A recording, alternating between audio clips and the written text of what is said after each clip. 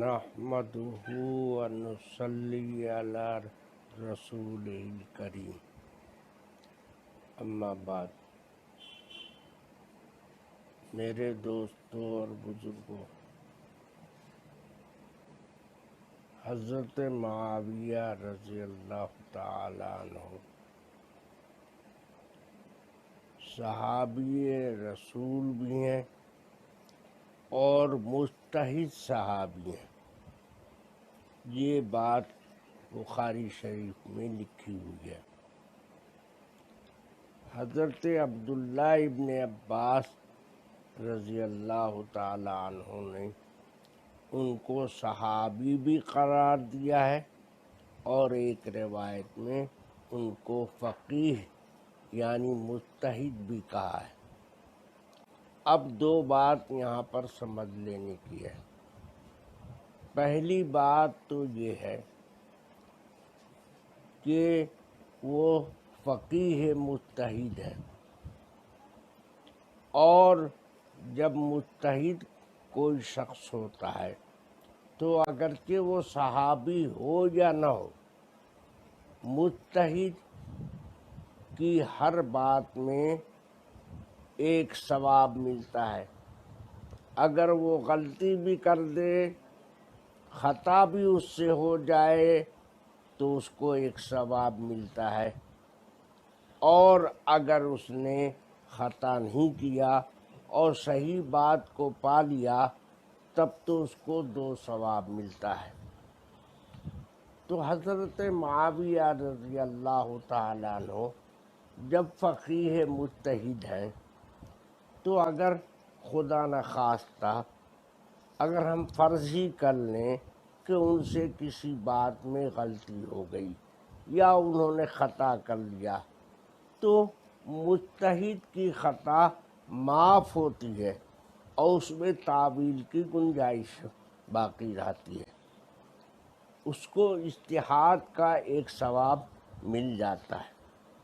اور اگر اس نے صحیح بات کو پا لیا تب تو اجتہاد کا بھی ایک ثواب ملا، اور صحیح بات کو، حق بات کو پا لینے کا بھی ایک ثواب ملا، اس کو دوہرا ثواب مل جاتا ہے۔ تو حضرت معاویہ رضی اللہ تعالی عنہ کے سلسلے میں اہل سنت والجماعت کا یہی عقیدہ ہے اور یہی موقف ہے کہ اگر ان سے کسی معاملے میں خطا ہوئی تو اس میں تعویل کر لی جائے گی اور وہ خطا معاف ہوگی، اس لیے کہ مجتہد ہیں۔ اور اگر اس میں خطا نہیں ہوئی ہے تب تو ان کو دوہرا ثواب ملے گا، ایک تو اجتہاد کا اور دوسرے حق بات کو پا لینے کا۔ تو حضرت معاویہ رضی اللہ تعالی عنہ صحابی رسول ہیں، یہ بات بخاری شریف سے ثابت ہے، اور حضرت عبداللہ ابن عباس کا قول ہے۔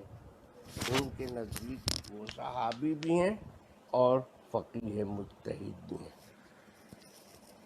اب حضرت معاویہ رضی اللہ تعالی عنہ صحابی اور مجتہد تو ہیں ہی، نبی پاک صلی اللہ علیہ وسلم کے سالہ بھی لگتے ہیں رشتے میں، اس لیے کہ حضور پاک صلی اللہ علیہ وسلم کی ایک بیوی ام المومنین حضرت ام حبیبہ رضی اللہ تعالی عنہا حضرت معاویہ کی اپنی بہن تھیں، تو اس رشتے کی بنیاد پر حضرت معاویہ رضی اللہ تعالی عنہ جناب رسول اللہ صلی اللہ علیہ وسلم کے اپنے حقیقی سالہ بھی ہوتے ہیں۔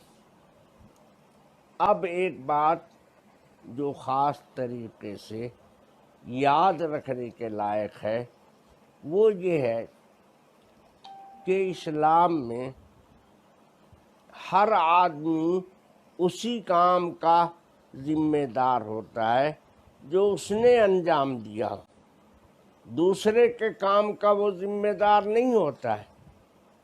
اگر بیٹے نے کوئی کام کیا تو باپ اس کا ذمہ دار نہیں ہے، اور باپ نے کوئی کام کیا تو بیٹا اس کا ذمہ دار نہیں ہے۔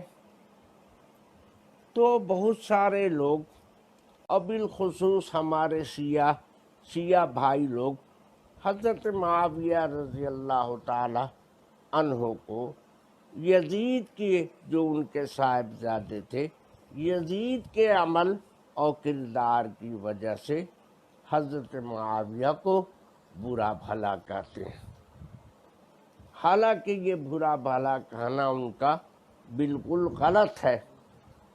حضرت معاویہ رضی اللہ تعالیٰ عنہ اپنے عمل کے ذمہ دار ہیں، یزید کے کردار کے وہ ذمہ دار نہیں ہیں۔ اب بہت سے لوگ یہ الزام دیتے ہیں کہ یزید کو خلیفہ اور ولی عہد انہوں نے بنا دیا تھا، حضرت معاویہ نے۔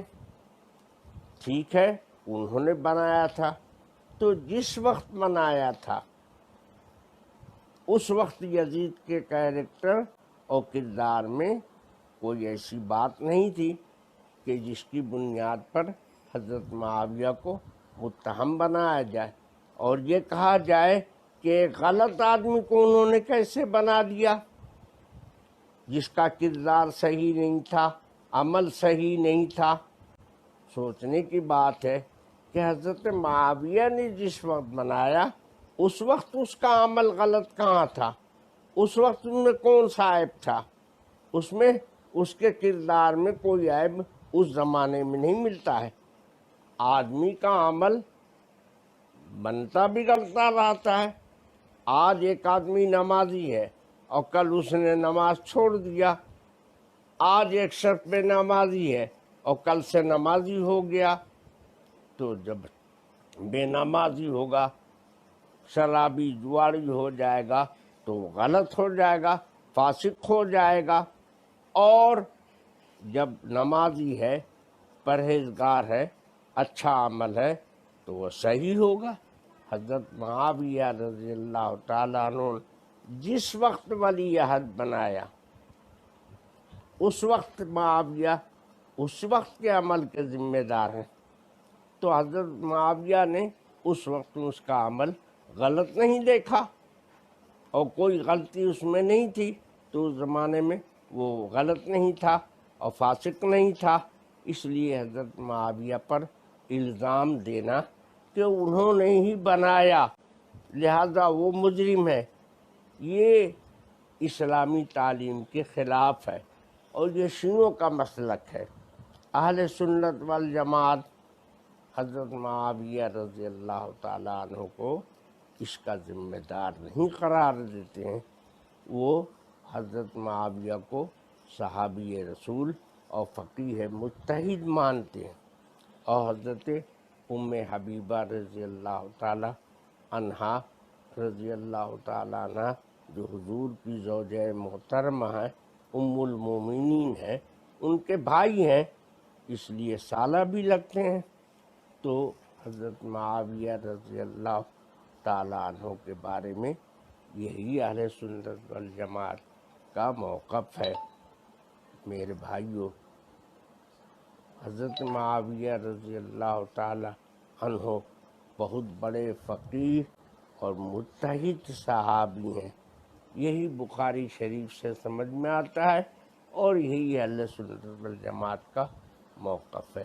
اس کے خلاف جو لوگ بولتے ہیں یا تہمت لگاتے ہیں حضرت معاویہ پر یا ان کو منافق کہتے ہیں، وہ تو شیعوں کا مسلک ہے۔ شیعہ لوگ تو حضرت معاویہ کیا، حضرت ابو بکر کو، حضرت عمر رضی اللہ تعالیٰ عنہ کو اور دوسرے صحابہ کو بھی منافق کہہ دیتے ہیں۔ یہ بہت جرم کی بات ہے اور بہت خطرے کی بات ہے۔ اگر حضور کے یہ اجلہ صحابہ، اکابر صحابہ منافق ہو جائیں تو حضور کے آنے کا دنیا میں کیا فائدہ ہوا؟ آپ کے سارے شاگرد اور آپ کے سارے صحابہ اور سب ساتھ رہنے والے اگر منافق ہوں تو حضور پاک صلی اللہ علیہ وسلم کا کوئی فیض نہیں پہنچا اور کوئی فائدہ ہی نہیں ہوا صحابہ کرام کو حضور کی صحبت سے۔ یہ تو حضور کے اوپر حرف لانا ہے اور حضور کی شان میں گستاخی کرنا ہے، اس لیے اہل سنت والجماعت اس سے بچتے ہیں۔ درخت اپنے پھل سے پہچانا جاتا ہے، تو حضور پاک صلی اللہ علیہ وسلم اگر درخت ہیں نبوت کے اور یقیناً ہیں اور سب سے بڑے ہیں، خاتم النبیین ہیں آپ، تو آپ سے جتنا صحابہ کو آپ کے شاگردوں کو فیض پہنچا اور جتنا پھل شیریں ہوا وہ آپ کے ذریعے سے، تو حضور کے صحابہ کو منافق کہنا اور یہ کہہ دینا کہ وہ منافق تھے، انہوں نے حضور کا ساتھ دنیا کے لیے دیا اور دنیا کی غرض سے دیا، یہ بہت جرم کی بات ہے اور یہ حضور کی شان میں گستاخی ہے۔ اللہ پاک اس سے سارے ایمان والوں کو محفوظ فرمائے۔ وآخر دعوانا ان الحمد للہ رب العالمین۔